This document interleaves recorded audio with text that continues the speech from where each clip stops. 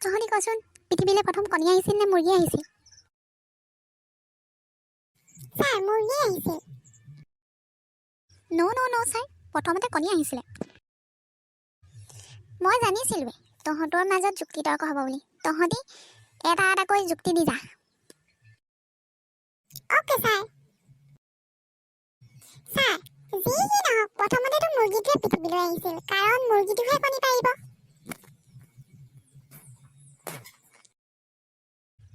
ন' sir, মুৰ্গীতকৈ আগত কণীহে আহিছিল, কাৰণ কণী মুৰ্গীটোৰ পৰাহে সৃষ্টি হয়।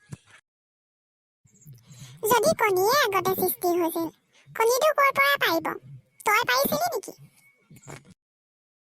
ছাৰ মই ভাবি চিন্তি এটাই পালোঁ, ফুলনি মানে বাগিচা, বাগিচা মানে ফুলনি।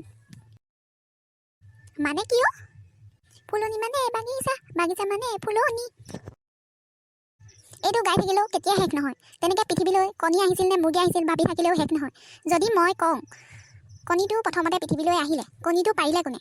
যদি ভাবোঁ মুৰ্গীজনী প্ৰথমতে আহিলে, মুৰ্গীজনী ওলালে ক'ৰ পৰা? মাথাটোহে গৰম কৰিব লাগে। সেইবাবে এইবোৰ চেপ্টাৰ ইয়াতে সমাপ্ত কৰাই ভাল হ'ব নেকি ছাৰ? হয় দে, তই কোৱা কথাটো নোহোৱা নহয়। বাৰু কচোন, এটা কুকুৰাই দুঘৰ মানুহৰ সীমাত কণী পাৰিলে কোন ঘৰ মানুহে কণীটো পাব? মালিকৰ ঘৰে নে ওচৰৰ মানুহ ঘৰে?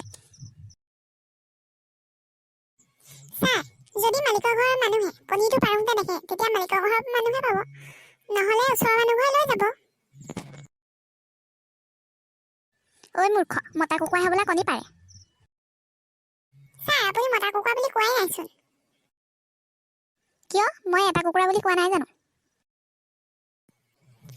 মই ভাবিয়ে নাছিলোঁ নহয়। কি টেকনিক লগাই সুধিছে ছাৰে?